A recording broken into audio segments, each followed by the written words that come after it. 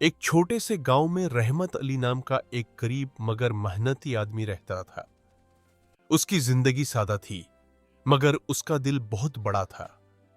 उसकी बेवी कई साल पहले दुनिया से जा चुकी थी और अब उसकी पूरी दुनिया उसका एक बेटा अली था। रहमत अली दिन भर खेतों में मजदूरी करता ताकि अपने बेटे को अच्छी जिंदगी दे सके। वह हमेशा अली से कहता था, बेटा, मैं चाहता हूं कि तुम पढ़ लिख कर एक अच्छे इंसान बनो। मेरी जिंदगी तो मुश्किल में गुजरी है, मगर तुम्हारी जिंदगी बेहतर होनी चाहिए। अली अपने बाप की बातें गौर से सुनता, मगर वो पढ़ाई में ज्यादा दिलचस्पी नहीं लेता था।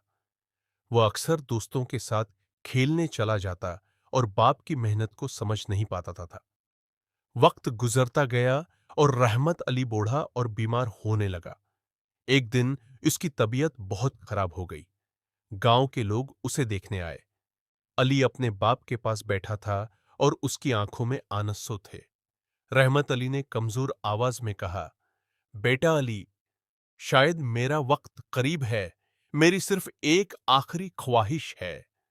अली घबरा कर बोला, अबू, आप ऐसी बातें ना करें, आप ठीक हो जाएंगे। आपकी ख्वाहिश क्या है? रहमत अली ने बेटे का हाथ पकड़कर कहा, मेरी ख्वाहिश है कि तुम हमेशा सच्चाई और मेहनत का रास्ता अपनाओ।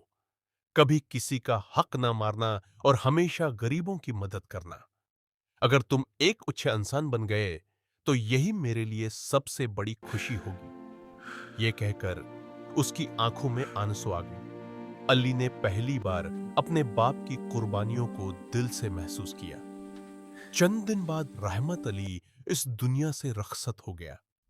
अपने बाप की बातें अली के दिल में बस गईं। उसने फैसला किया कि वो अपने बाप की आखिरी ख्वाहिश को पूरा करेगा। उसने मेहनत से पढ़ाई शुरू की और गांव के लोगों की मदद करने लगा। कई साल बाद अली एक कामयाब और नेक इंसान बन गया। गांव के लोग उसकी इज्जत करते थे।